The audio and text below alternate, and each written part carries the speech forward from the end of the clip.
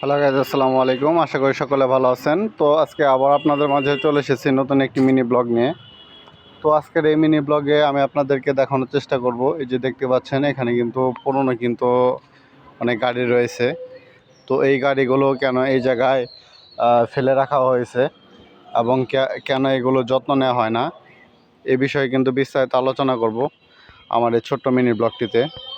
তো বন্ধুরা, যারা আমার চ্যানেলের নতুন সদস্য রয়েছেন, যারা আমার চ্যানেলটিকে এখনও সাবস্ক্রাইব করেনি, তারা কিন্তু অবশ্যই আমার চ্যানেলটিকে সাবস্ক্রাইব করে রাখবেন। তাহলে কিন্তু প্রতিনিয়ত কিন্তু নতুন ধরনের ব্লগগুলি কিন্তু আপনারা উপভোগ করতে পারবেন।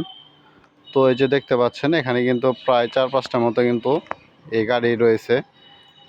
তো এই গাড়িগুলো কিন্তু এখন পড়ে রয়েছে, কোনো কিন্তু কাজকর্ম করা হয় না।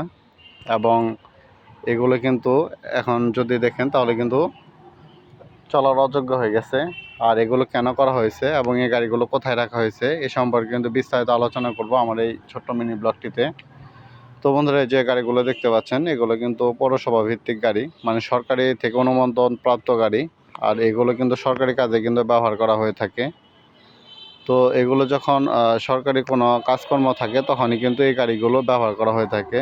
যেমন এই গাড়ি দিয়ে কিন্তু বিভিন্ন প্রকার ময়লা আবর্জনা তোলা, এসব কাজে কিন্তু ব্যবহার করা হয়ে থাকে। কারণ এগুলো হচ্ছে পৌরসভার গাড়ি। পৌরসভার যাবতীয় কাজকর্ম কিন্তু এই গাড়ি দিয়ে কিন্তু করা হয়ে থাকে। এই যে দেখতেই পাচ্ছেন, এরকম কিন্তু প্রত্যেকটা এলাকাতে কিন্তু এরকম পৌরসভা রয়েছে এবং পৌরসভাগুলোতে কিন্তু এরকম কিন্তু অনেক গাড়ি রয়েছে। তো এই গাড়িগুলো কিন্তু অনেক দিন ধরে কিন্তু পড়ে রয়েছে এবং মেরামত করা হয় না। তো এগুলো কিন্তু এখন প্রায় চলা অযোগ্য হয়ে গেছে। তো বন্ধুরা, যারা আমার ব্লগ ভিডিওটি দেখছেন তাদেরকে অসংখ্য অসংখ্য ধন্যবাদ। আপনাদের মাঝে আবারও দেখা হবে নতুন কোনো ব্লগে। তো সকলে ভালো থাকবেন। আসসালামু আলাইকুম।